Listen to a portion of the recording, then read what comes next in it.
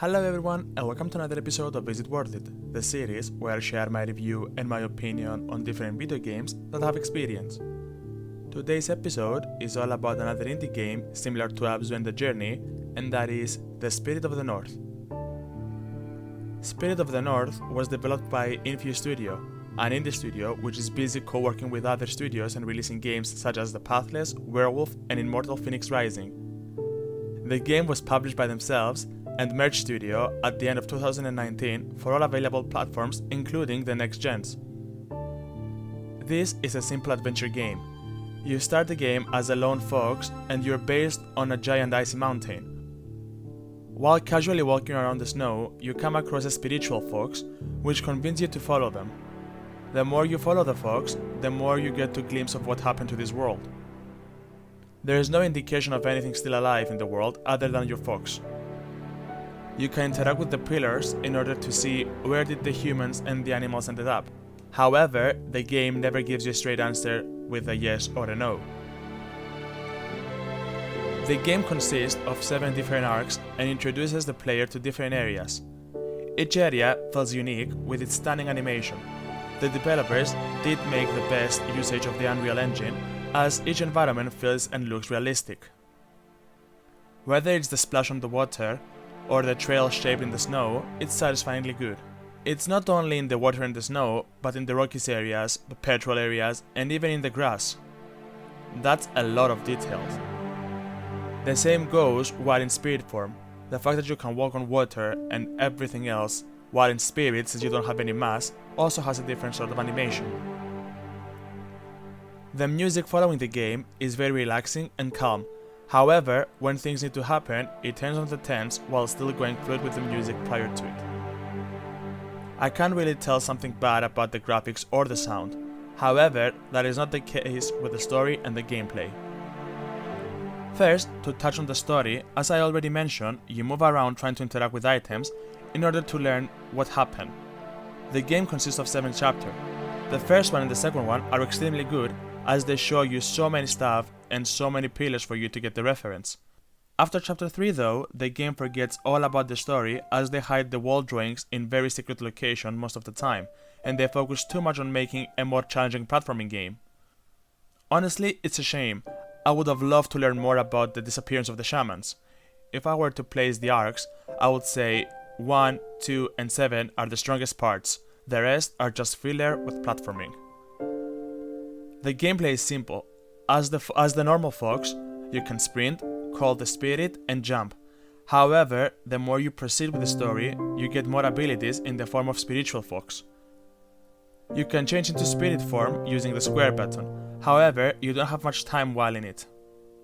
The spirit fox can dash or blink, similar to how Tracer in Overwatch does, walk on top of the water, and create a more powerful bark that eliminates corruption as part of the puzzles.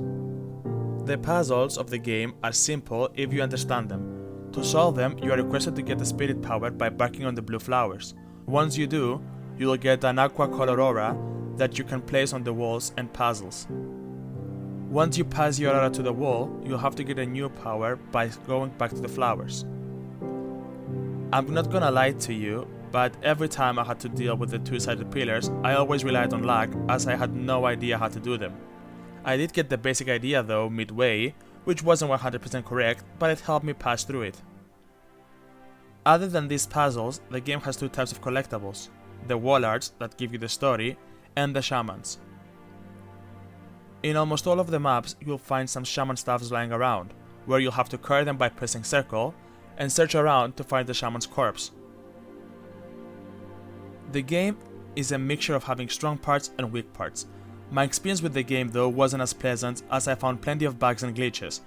At least 3 times I was able to get myself out of the playable area. However, since the game allows you to free roam wherever you want to, I thought I was going to the correct path until I came across the invincible wall. When I think about it, it makes sense for me to be out considering I climbed the entire mountain by jumping on stones that had small hitboxes, but hey, I thought I was going the right way. No indication of me not going there. The same problem occurred near the end of the game. I somehow was capable of moving forward with the normal fox in an area that should have the spirited form. It was so bad because for 30 minutes I had no idea how to move forward. While I was moving around, I found all of the interactable pillars, however, since I didn't have the spirit power, I couldn't interact with any of them. I searched around for spirit flowers, but nothing. I was what we call in the games soft lock, meaning that I was in an area where I could no longer proceed forward or go back. At that point I was about to give up on the game, but I was like, you know what, I'm gonna check a video online to see how the other players made it. And the first thing I saw when I opened the first video, it was him using the Spirit Fox. As a result, I closed the video and restarted the game, and to my surprise, I was placed on the same room, however, this time around, I did have the Spirit form. Moving forward, now that I had the Spirit form, I pretty much solved the puzzle in like 5 minutes. And with that, allow me to briefly mention the last chapter, which is by far the best looking one, but the worst to play. It's like a magical forest that is a huge sandbox, and you are free to go everywhere you like, and still not sure if the time I spent there was good or not. There are shrines, summons, castles, and I had no idea if the order I did it was the actual process that needed to be happen. I was kinda moving everywhere, interacting with the shrines, as my original thought was, hey, maybe I have to find all the shrines, because every time you interact with a shrine, you see a path that leads you back to where you begin. Then there was the shamans, that every time you approach them, they bowed to you, so I thought, hey, maybe I should find all of them. But I did move into the castle and went down the dungeon, and that triggered a cutscene. So I'm not sure if you can just skip everything and go straight to the castle.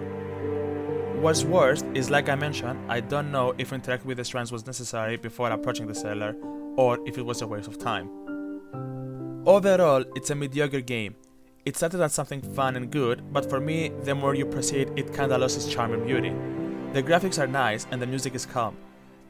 The gameplay adds new things here and there and keep things fresh the more you play. It does have bugs and hitboxes that easily allow you to get lost, as the way isn't obvious at times. Personally, I wouldn't recommend it unless you find it on a sale in the platform of your choice. I was kinda disappointed as I was really interested in it, and what I got didn't reach my expectations that I had, which weren't very high to begin with. I bought the game for £15 and I kinda regretted it, but this is just my opinion. I know other of my friends enjoyed the game. Hope you guys enjoyed the video. If you did, please like and subscribe. Tell me in the comments below what are your thoughts on the game, if you played it or if you will play it. Till then, take care and I'll see you all in the next one. See ya!